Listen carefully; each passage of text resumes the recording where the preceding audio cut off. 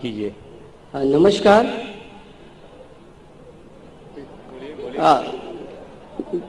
Doctor Zakir Naik صاحب کو میرا سادر نمسکار، اور آئے ہوئے سبھی مسلم بھائی اور نان مسلم بھائی سبھی کو میرا نمسکار۔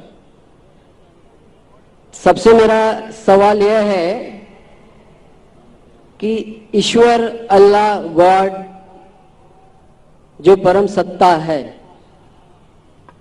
وہ کسی جات، مذہب، بھیش، کسی استھل کا محتاج نہیں ہے،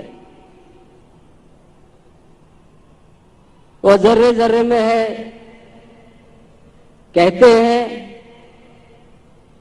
ہندو بھی کہتے ہیں کہ ایشور کण کण میں ہے۔ میری عمر ویسے تو ابھی 49 کی ہے، لیکن میں ایک اسکول میں اب داخلہ لیا ہوں جس میں اب میں بڑا ششو کا گرہن کر رہا ہوں، ابھی بڑا ششو میں ہوں۔ تو وہاں پر اس خدا کا ذکر بھی کیا گیا اور اس کا درشن بھی کرایا گیا۔ کہتے ہیں کہ صحیح مسلمان وہی ہے جو اس مسلم کو جانا ہے، دیکھا ہے، جو یہاں نہیں سروتر ہے۔ انگلینڈ، امریکہ، پاکستان، سارا جہاں جو ہے وہی ایشور اللہ گاڈ ہے۔ وہ کسی سمے کسی کا محتاج نہیں ہے۔ سوال یہی ہے،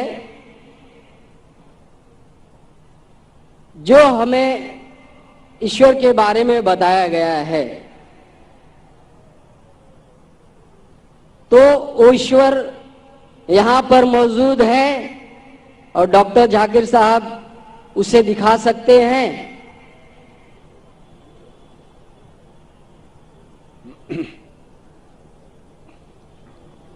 بھائی صاحب کا سوال ہے کہ اس نے کہا ہے کہ اس کی عمر 49 ایئرس کی ہے اور اس نے ابھی داخلہ لیا ہے اور اسے پتہ لگا ہے کہ ایشور مہان ہے اور ایشور ذرے ذرے میں موجود ہے اور وہ سچ کہتا ہے، طاقتور ہے۔ اکثر چیزیں آپ نے جو ایشور کے بارے میں کہی ہے کافی حد تک صحیح ہے، لیکن اس میں کچھ ملاوٹ تھی، آپ کی ہندو فلسفی کی اور اسلام کی ملاوٹ تھی۔ آپ نے کہا کہ ایشور یہاں موجود ہے، سب جگہ موجود ہے، اور اگر موجود ہے تو دکھا سکتے ہیں کیا نہیں؟ جی، پہلا چیز یہ ہندو فلسفی ہے کہ ایشور سارے جگہ موجود ہے۔ قرآن مجید میں اللہ تعالیٰ کہتے ہیں کہ ایشور عرش پہ ہے، ایشور کی طاقت ساری جگہ موجود ہے۔ اللہ has power over all things, اللہ کی طاقت سارے کائنات پہ ہے، جاپان میں، انگلینڈ میں، ہندوستان میں۔ وہ چاہے تو کچھ بھی کر سکتا ہے، چاہے تو، لیکن ایشور سب جگہ موجود ہے۔ یہ کدھر بھی نہیں لکھا ہے قرآن میں، نہ قرآن میں نہ کوئی بھی صحیح حدیث میں، کہ ایشور سارے جگہ موجود ہے۔ ایشور عرش پہ ہے۔ اور آپ نے کہا کہ ایشور اگر موجود ہے تو ذاکر صاحب ایشور کو دکھا سکتے ہیں کہ نہیں؟ ذاکر صاحب ایشور کو نہیں دکھا سکتے، کیونکہ ایشور فرماتے ہیں، اللہ تعالیٰ قرآن مجید میں فرماتے کہ اس زندگی میں آپ انہیں دیکھ ہی نہیں پائیں گے۔ موسیٰ علیہ السلام کا ذکر آتا ہے قرآن مجید میں۔ موسیٰ علیہ السلام ہمارے پیغمبر، وہ اللہ سے درخواست کرتے کہ میں آپ کو دیکھ سکتا ہوں، میں آپ میں مانتا ہوں کہ آپ کو دیکھ سکتا ہوں۔ تو اللہ تعالیٰ فرماتے کہ اس پہاڑ کو دیکھو، اس پہاڑ کو میں ایک جھلک دکھاؤں، میرے پورے اپنے آپ کو نہیں دکھاؤں گا، ایک جھلک دکھاؤں گا، آپ پہاڑ کو دیکھو کیا ہوتا ہے۔ تو اللہ تعالیٰ جب ایک جھلک دکھاتے اس پہاڑ کو دیکھ کے موسیٰ علیہ السلام بے ہوش ہو جاتے۔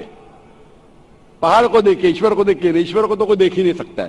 ایشور کو ہم اگلی زندگی میں اگر اس امتحان میں سفلتا پائیں گے، کامیاب ہوں گے، جب جنت میں جائیں گے تو انشاءاللہ حدیث میں آتا ہے کہ ہم اللہ کا وجہ دیکھنا چاہیں گے، اس کا چہرہ دیکھنا چاہیں۔ اس دنیا میں نہیں دیکھ سکتے، देख ही नहीं सकते, मुमकिन ही नहीं है। हमारे पैगंबर मूसा अलैहि सलाम भी नहीं देख सकते थे। तो आप अगर पूछेंगे कि अल्लाह मौजूद है तो दिखाओ। और एक चीज, मौजूद होने के लिए दिखना जरूरी नहीं है।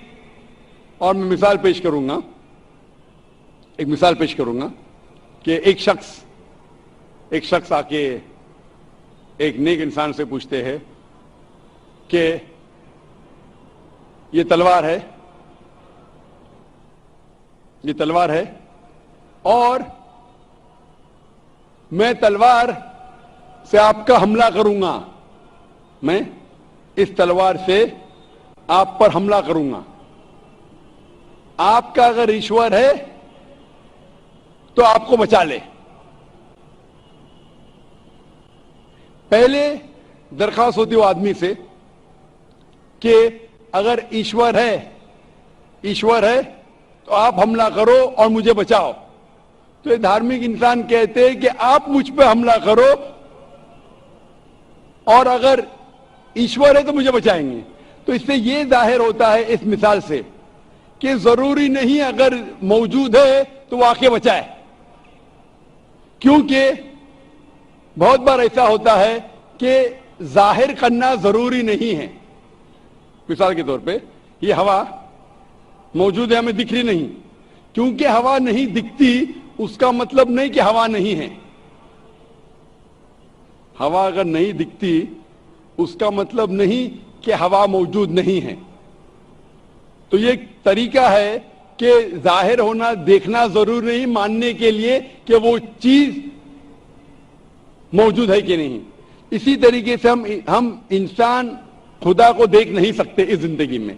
आखिरत में इंशाअल्लाह हम अगर सफलता पाएंगे और जन्नत में जाएंगे तो देख पाएंगे। Hope the answers the question. Ji, mic number 4 में नॉन मुस्लिम बहन सवाल कर सकती हैं।